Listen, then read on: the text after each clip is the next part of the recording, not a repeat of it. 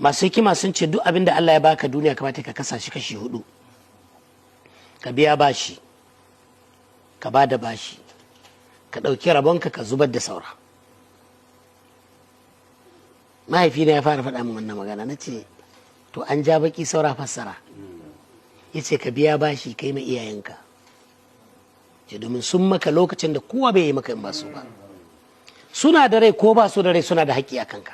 Baka duk arzikin da Allah ya baka fara da danginsu, fara da masoyansu, fara da ƴan uwansu, fara da waɗanda in suna da rai za su yi farin cikin kai musu, to balai kuma in suna da rai.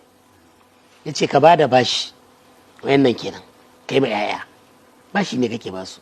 akwai lokacin da su kaɗai wanda zai shigo wurin ka ya ce baba ga abin da ake ciki, ka ba da umarni ka ce a yi, su kaɗai wanda zai zartar da muradinka. su duk abin da kake musu bashi ne kake bayarwa. ɗauki rabonka, to shi ne abin da za ka aika lahira. shi ne ita zakka ba a magana don farali ce. su ne sadakokin da za ka yi, su ne wakafin da za ka yi, su ne alheran da za ka yi.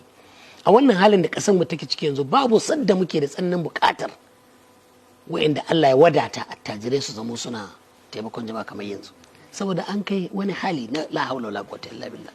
sannan wa'inda Allah ya hore mai din sun karanta da yawa ba su yi. akwai ɗaiɗaikun da suna fitar da zakka tsakani da Allah ba a talauci.